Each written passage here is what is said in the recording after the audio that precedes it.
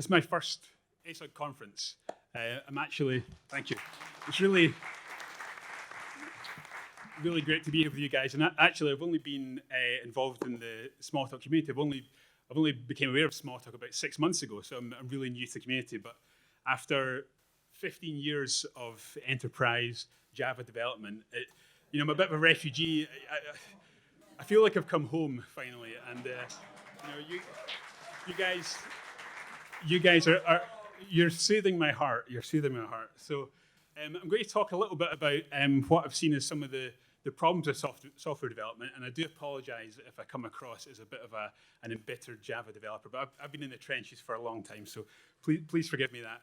I'm not going to spend too much time talking about it. I'm going to the title here, Programming the Web in Smalltalk. So we'll get there, and what I'm going to try to present to you is a kind of vision for taking the principles that Smalltalk's built around and seeing if we can extend these to try and change the way that we do programming. So it's a kind of an exploration. It's a work in progress, and we'll see how far we get. Okay, so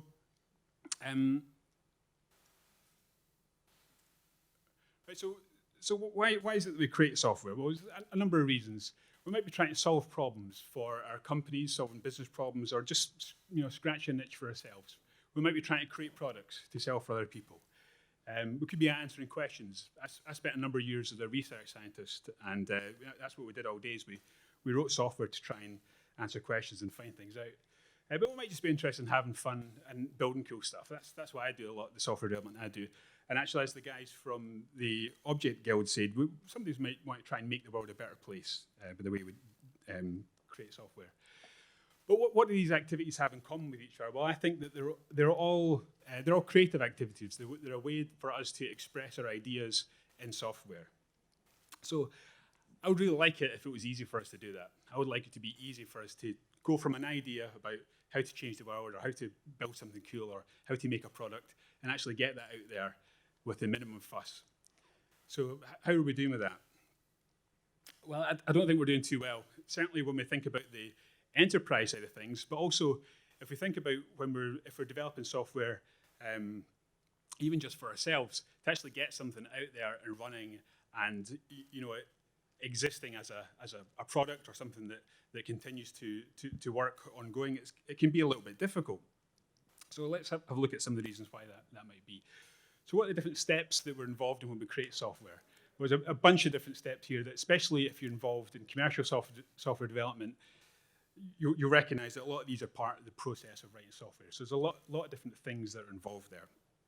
And some of it is only really relevant if we're actually building commercial software that's out there in production, but there's a lot of steps that we have to go through. Now, there's also a bunch of different technologies that we have to learn and become familiar with if we want to build software that goes out there and runs in the wild. So actually, a lot of these problems don't exist in the Smalltalk world because we've got the image-based software development. It takes away a lot of the pain of a lot of these technologies. But for those of us who've come from a background of text-based software development in the Java world, the C# world, this is part and parcel of everyday life in software development. And it really makes things quite difficult to actually go from that initial idea of this is something I want to build to actually getting it out there and getting it running. So these things, they come together to mean there's a lot of incidental work. So I think that there's a lot of work that we do which is actually work that's generated by the technology that we use. It's not actually directly related to solving the problem at hand. The technology, it kind of creates its own burden for us sometimes. We might have to, if we want to get our software into production, we have to worry about setting up VMs, deploying it, managing it, maintaining it, scaling it, all these things that are necessary, but they're not actually directly related to this translation of an idea, an expression of an idea into a piece of software. As I said before, we've got many technologies to learn. And what that means is software development ends up happening within ecosystems. So you've got a group of people who kind of centralize around a set of technologies, be it a language or a platform or a framework. You know, that's especially quite apparent in the JavaScript world, where you've got these different almost islands of developers who they spend a lot of time, a lot of investment learning the new technologies, the new technology of the day, and it makes it quite difficult to for the communication, the collaboration to happen between these groups. But also it means that you spend a lot of time learning these technologies move on, you find that that knowledge isn't useful anymore. You've got to keep learning, you've got to learn new things. The things that you might have built in the old technology, you can't really reuse that. So that brings me on to the next point, is that reuse can be quite difficult. So, you know, we've got our NPMs and our Mavens and our Metacellos that we can use to share software at the source level. But I'm thinking about reusing software components at a bigger level. It's not actually that easy anymore. That was the original goal of object-oriented software, was to try to promote these reuse. And we've got this reuse at the code level, but where's the reuse at the object level? As we move higher up the stack, that reuse becomes a little bit more difficult. Especially when you take into account things like managing dependencies and versioning of software. That's something that you've got to worry about if you want to try and reuse things, plug things together. Do I have the right versions? Do I have the right dependencies? Can this still talk to that? Have things changed? Do I need to modify that? And all this makes reuse of software quite difficult. So what adds up to, again, is what I said originally, that I feel that it can take too long to turn these ideas into reality. And I'm thinking sometimes about the kind of ideas that I might have, that they're just little tools that might make my life easier, that I would like to just be able to write and get up in there running without having to spend too much time and too much ceremonies to do it. And I think that can be quite difficult. So what's my vision for software development? What do I think would be a really nice place to be? So I'm thinking about when I'm commuting into work in the morning, and here's me sitting in the back of the train there. That's not the train that I take to work in the morning. That's quite a nice train, actually. That's the Flying Scotsman, which is quite a nice train we have up in Scotland from where I'm from. But what I want is to be able to get on that train when I'm in my morning commute, and I'm sitting in the back, and I suddenly have this idea for a piece of software I'd like to write, just a little tool that might make my life a little bit easier. What could that be? Well, let's say that I've got a friend, Isabella, in Spain, and we correspond by email, but my Spanish is really terrible. What I would like is to, just while I'm sitting on the train, to write a little tool that will monitor my email inbox. When I get an email from Isabel, it will translate that into English and send it to my phone as a notification. And I would like to write that piece of software once and just have that running, you know, in perpetuity, just so that whenever I get that email, I get that notification. That's quite a difficult thing to achieve just now. You've got to actually go from writing the code to actually getting that running and just being something that is just there, operating on the internet, on the web. So what I'd like to do, you recognize this is a little bit Smalltalk inspired syntax. I'd like to open up my phone and write out a short script like this, and then have that be done with it there. That just goes away into the internet, runs somewhere, monitors my inbox, there's events going on there, and I get the notifications when the mail arrives. And that kind of thing is very difficult to achieve just now. I was quite impressed with the talk earlier, Craig's talk with the Caffeine.js. If you're sitting inside the browser, you know, it's now possible to do a lot of that stuff, to wire up these different parts of the internet and to build something that does something like this. But what happens when you close your browser down, when you get off the train? You know, so I've arrived here. This isn't where I work. This is obviously Cologne. And I just noticed this picture's at night, so that means it's been a terribly long commute, so I'm glad I don't have that commute. But I want to be able to get off the train and have that software running without me having to worry about it, without me having to maintain it. Okay, so if I was writing that using Smalltalk, I might open up my laptop, I'll start with Pharo, and I'll start hacking away on it. I would make use of some libraries that I've got that I know about. I'd maybe connect to some web services, and I might be able to get my idea up and running in the time it takes me to get from home to the office. So I've found in the 6 months that I've been using Pharo, I've found it to be a really, really productive program environment. And as I say, it's coming from many years of Java development. But that's only going to be running as long as my Pharaoh image is up and running. So as I say, I want that to be persistent. I want that to exist there out on the internet. So what do I think I want here? So I've been spending a little bit of time thinking about this from before I got involved in Smalltalk. And it seems to me that what we want is a kind of internet of objects. So I would like to be able to talk to things out there on the internet as if they were objects in a Smalltalk image. So we've got a lot of the technologies out there on the internet, on the web, that kind of get us quite close to that vision. So there's a lot of APIs out there providing data and services that we can talk to over HTTP. We've got a lot of code repositories out there, Maven, NPM, PyPy, that provide that sort of functionality. If only we could find an easy way to link to it, maybe treat that code as an object to execute it somewhere up on the internet. We've got infrastructure as a service offerings in our cloud providers that give us that ability to spin up compute instances and get code running. But how can we tie all these things together? I think they need to be glued together in a kind of uniform programmable system. In the same way that we have a uniform model of objects and messages within a Smalltalk image. So these objects would need to be persistent. They would need to just keep existing. They would need to be addressable, and they would need to be global. So we're talking about allowing objects on the internet to communicate by sending messages to each other. And obviously, I'd like to be able to define my own objects with their own behaviors as well. So what I'm really thinking about is how can we turn the web, how can we turn the internet into a big distributed Smalltalk image? Wouldn't that be fantastic if we could treat the internet like that? So I would like to also be able to share and reuse that code. And as I think about this idea of having a sort of unified computational platform, it feels like that might be quite difficult because, again, we've got these problems of versioning and dependencies. And how could we make that work on one system that we all had access to? I don't want to make things and then throw them away or make them and then have to redo them later on when some spec or some API changes. I would like to be able to modify and migrate and reuse my software without having to blow the old stuff away. How can I make that happen? As I said, I want the system to always be live. I don't want to have to worry about starting up, shutting it down, upgrading, refreshing any instances. I would just like it to be an ongoing computational fabric of objects that I can interact with.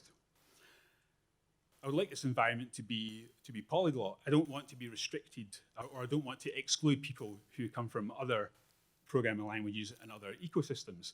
I would like to be able to see people writing Python code or Java code or JavaScript code and interact with this ecosystem as well. So how could we make that happen? But even with all of these features, I would still like it to be simple. I would like there to be a conceptual simplicity, just objects and messages. I would like it to be easy to learn. I don't want any complex tooling or processes. And I would like to be productive in that environment. You know, I love the REPL or the debugger-driven development that we get in Smalltalk and Pharaoh. I would like that to be a part of this system as well. So I can get back to just expressing those ideas, just sitting on the train, writing down some code, having the software up and running, it's done. So how does all this stuff relate to Smalltalk, right? So I've been playing with these ideas for a while now. As I said, I've only really just discovered Smalltalk. I'm just getting to grips with the whole idea of this image-based software development. But when I got into it, I immediately saw how that style, it ticks a lot of these boxes. It's just done on a local scale. It's how to get that up to a global scale. What if you could take that Smalltalk image and layer it up over the internet as a whole? So that's what I'm going to try and investigate just now. I'm going to try and share some ideas with you I've had about that, about how we might make that happen. So I started a project a little while ago called Kutoa. I think it's good to have a name for something just to sort of centralize the ideas behind. And this is my attempt to try and gather these ideas together and develop a platform, develop a system that allows us to create that single global virtual Smalltalk image. More concretely, what Kutoa is, it's a language with a set of semantics. It's a very simple VM with a specification that's intended to be implemented on any number of different runtimes and platforms. So I'll describe some of these parts to you now. Okay, so as I say, Kutoa is a language for gluing software together. And it's quite a simple language. It only has a very small set of concepts inspired by Smalltalk and object-oriented programming.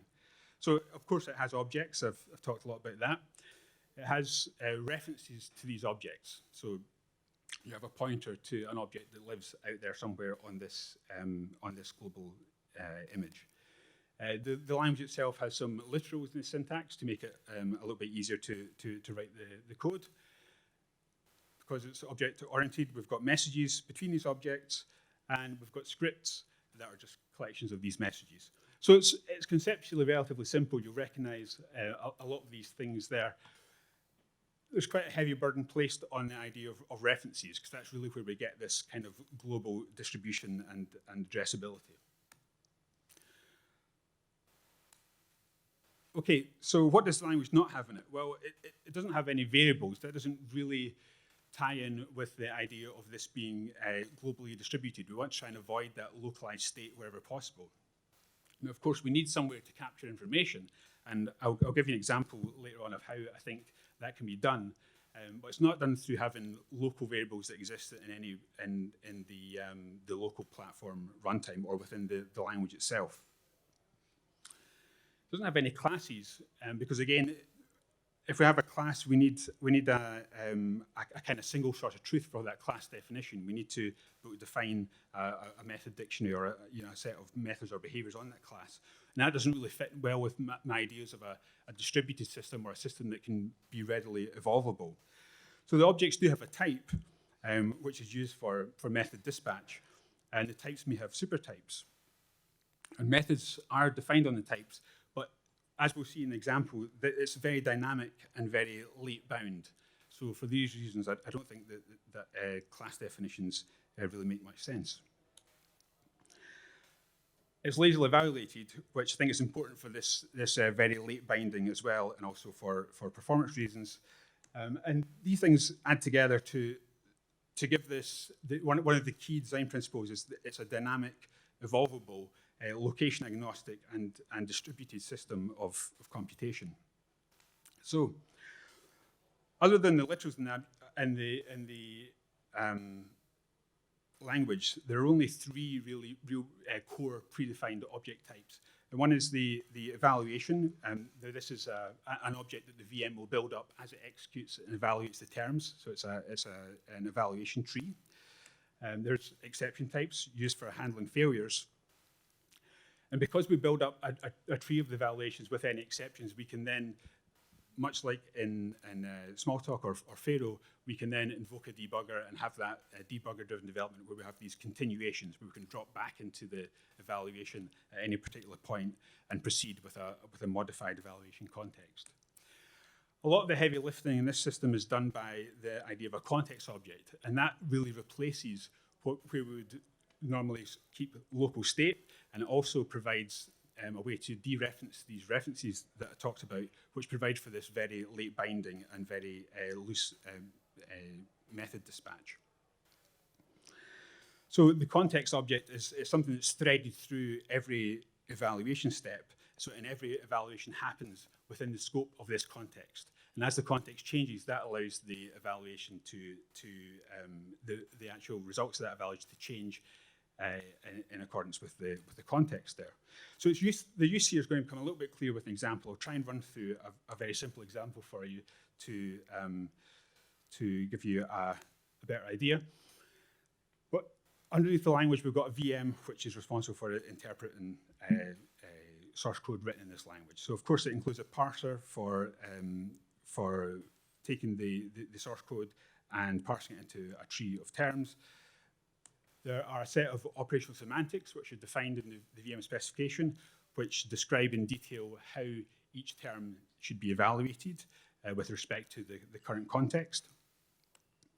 It has a set of core methods, which, as I said, are defined on the context object, the evaluation object, and the exception objects. These core methods must be defined by the VM implementation on the particular runtime platform. And as I say, all this has to sit on top of a platform in order to be useful, because there's no actual computation, if you like. There's no, the methods themselves aren't invoked by this VM. That is handed off to the underlying implementation runtime, which is built on top of a specific platform. So I have a couple of partial implementations in Smalltalk, Pharo, and also in Java running on the JVM. And it's actually these underlying platforms that eventually the evaluation bottoms out to the underlying runtime. Okay, so let's just go through a very simple example of what evaluation of a term might look like. So I'm going to give a very simple example here. This is not really typical of the kind of use case that we would use this for. As I said, it's really more intended for a high-level glue language that stitches together some quite coarse-grained components out there on the internet. So you're not really looking at performing computations like this using Kutoa, but this is a simple toy example that's going to give you a feel for how the VM works and what the principles of the VM are. So we've got an input here on the left, which is just a term. You recognize that as being quite Smalltalkish. There's a message there. I'm highlighting the syntax here. On the left is red, where you see red on the left, that's a reference. On the right is a literal, and that's just a numeric literal. Okay, on the right-hand side, I mentioned the context, very important. This is the context in which this evaluation is being made. And the context is really just a set of mappings. You can see on the left-hand side of the mappings here is a reference, and on the right-hand side is another term.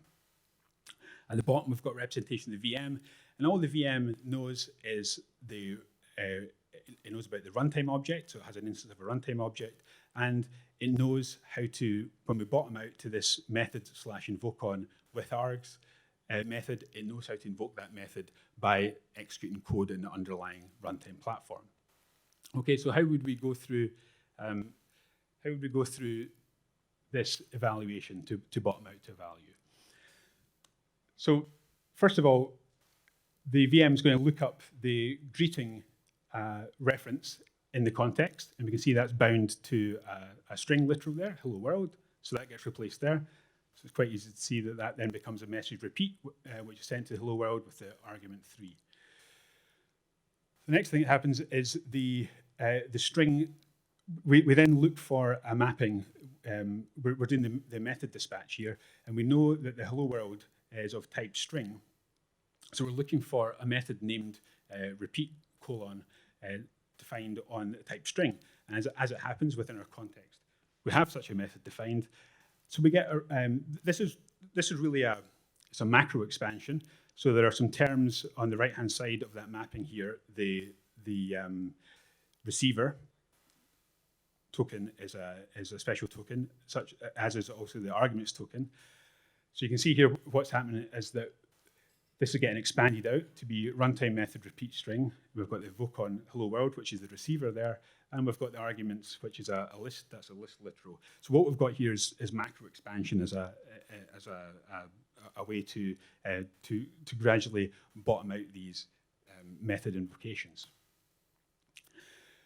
So the VM understands the runtime reference. There's no runtime reference in the context itself, but the VM provides that, and that's just an object of type runtime. And what you're seeing there is an object literal. So an object is simply just a type and an identifier in that object. Objects don't hold any state. Their entire behavior is defined by the methods which are defined on them. Okay, and then in order to invoke in order to send the message method to that runtime, I need to evaluate the reference on the right-hand side.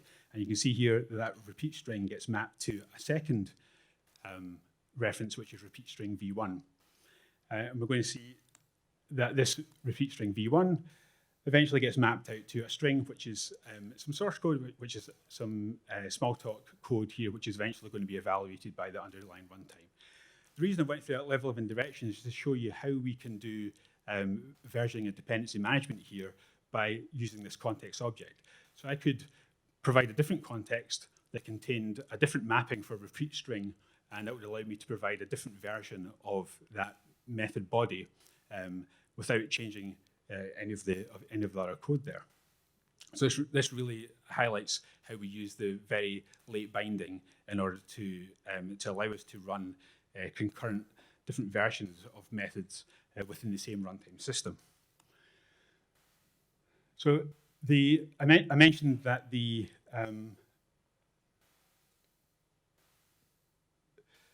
so this runtime object has the method evaluated on it, which produces a method object, and then we see we're passing the receiver and the arguments, and eventually that is going to get evaluated by the underlying Smalltalk runtime, and we get back the string literal hello world repeated 3 times. So it's a toy example of how that evaluation proceeds. But what I've tried to do is show you the features of the macro expansion of the method dispatch, and also the dereferencing of the references with regard to the context there, to try and give you a flavor of how that very late binding and dynamic dispatch works to allow the evaluation to be very context dependent. Okay, so as I say, I've got a partial implementation of this VM in Smalltalk, but there's a few unsolved problems. 1 minute, thanks. So we've got a distribution problem. So the intention is that the evaluation can be distributed across a number of different runtimes.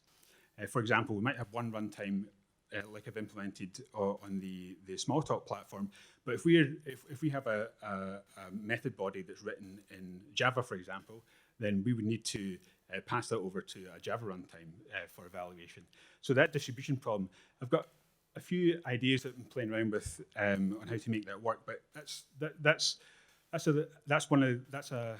problem that has to be solved by the underlying platform. It's not something that we can write code within the context of the VM in order to solve.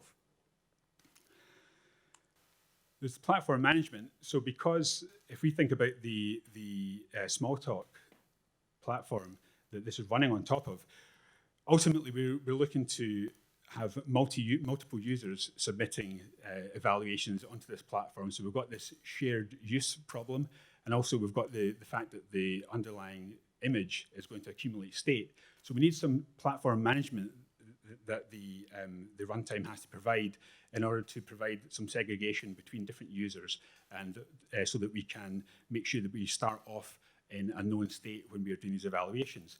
That's something which I know a little bit about solving in the JVM world. As I say, I'm a beginner in the Smalltalk world, so I'm really just trying to get my head around the best way to solve that. There's the boing, almost coffee time. Oh. No, my laptop has decided to tell us it is coffee time. Okay, well, let me finish off and just say that it's great to be here, and I hope to talk to you all later on. Thank you.